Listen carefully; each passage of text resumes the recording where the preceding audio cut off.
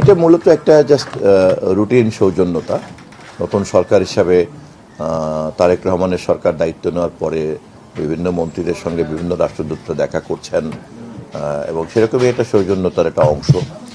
ইতিমধ্যেই অন্যান্য রাষ্ট্রদূতরাও ইতিমধ্যে অন্যান্য মন্ত্রীর মতো আমার সঙ্গেও সৌজন্য সাক্ষাৎ করেছেন।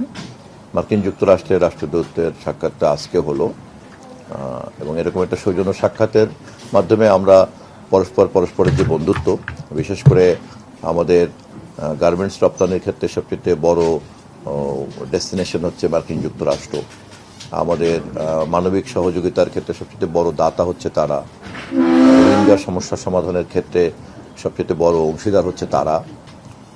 সেই বিবেচনায় আমাদের বন্ধুত্বকে আমরা আরও সামনের দিকে এগিয়ে নিয়ে যেতে চাই, এক। আর দুই হলো, আমরা এখন একটা চ্যালেঞ্জ মিডিয়া সিচুয়েশনের মধ্যে আছে সারা পৃথিবী, এবং মার্কিন যুক্তরাষ্ট্রের মতো এরকম একটা প্রযুক্তিগতভাবে উন্নত একটা দেশ এই নতুন ইকোসিস্টেমকে তারা কিভাবে ম্যানেজ করে এ ব্যাপারে আমরা পারস্পরিকভাবে আমাদের কিভাবে সহযোগিতা বিনিময় করতে পারি, এটাই ছিল মূলত আলোচনার বিষয়। তারা বেশ আন্তরিকতার সঙ্গে আগ্রহ প্রকাশ করেছেন মার্কিন যুক্তরাষ্ট্রের ফেডারেল কমিশন ফর মিডিয়া কীভাবে কাজ করে, এবং আমাদেরকে তারা এখানে একটা মিডিয়া কমিশন গঠন করার যে প্রতিশ্রুতি আমাদের সরকার ঘোষণা করেছি আমরা, সেই কাজটা এগিয়ে নেওয়ার ক্ষেত্রে তারা আমাদেরকে নৈতিক সহযোগিতা করবেন। আপাতত এইটুকুই।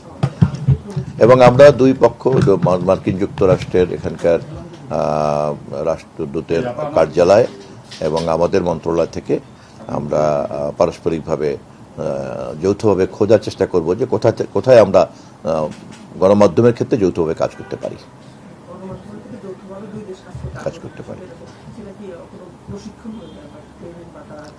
এটা হতে পারে, এটা হতে পারে, এটা কোনো স্পেসিফিক। আজকে কেবলই একটা সাধারণ আলোচনা, এবং পরবর্তী আলোচনাতে হয়তো এই সমস্ত কাজের ক্ষেত্রগুলি বেরিয়ে আসবে। পলিসি সাপোর্ট থেকে শুরু করে, টেকনোলজিক্যাল সাপোর্ট থেকে শুরু করে এইসব জায়গাগুলিতে ওদের অভিজ্ঞতাকে আমরা কাজে লাগাতে চাই, এবং তারাও তাদের সেই অভিজ্ঞতা আমাদের সঙ্গে বিনিময় করতে আগ্রহ ব্যক্ত করেছে। কিভাবে কাজে লাগাবো সে ব্যাপারে মন্ত্রণালয় এবং দূতাবাস যৌথভাবে কাজ করবে ভবিষ্যতে। ধন্যবাদ। আমাদের জন্য এটাও আলোচনা আছে যে সারা পৃথিবীতেই, এবং আমাদের জন্য তো অবশ্যই মিস ইনফরমেশন এবং ডিসইনফরমেশনকে কমব্যাট করাটা একটা প্রধান চ্যালেঞ্জ।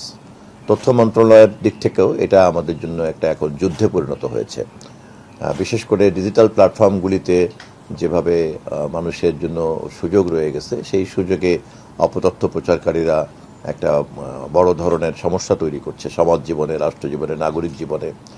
এবং সেই ক্ষেত্রে রাষ্ট্র এবং সরকার কিভাবে জনগণকে এই অপতথ্যের হাত থেকে সুরক্ষা দিতে পারে, এটা আমাদের জন্য একটা বড় চ্যালেঞ্জ। একসময় চ্যালেঞ্জ ছিল গণমাধ্যমের ফ্রিডম, এখন শুধু ফ্রিডম নয়, ব্যালেন্সড ফ্রিডমটা কিন্তু একটা ইম্পর্টেন্ট। কারণ যারা ফ্রিডম এক্সারসাইজ করছেন, সেটা প্রতিষ্ঠান হোক অথবা সেটা ব্যক্তিই হোক, বিশেষ করে যখন সোশ্যাল মিডিয়াতে আমরা দেখছি যে এই ফ্রিডমের অপব্যবহারটা এমন হচ্ছে যা সাধারণ মানুষের জন্য অনেক বেশি ভুক্তভোগী হয়ে পড়ছেন তারা।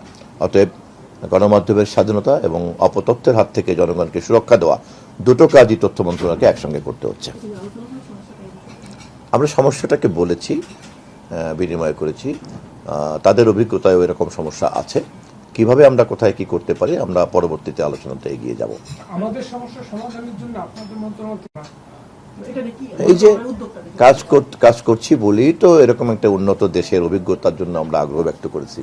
অন্যান্য উদ্যোগের সঙ্গে এটা একটা উদ্যোগ। ধন্যবাদ সবাইকে।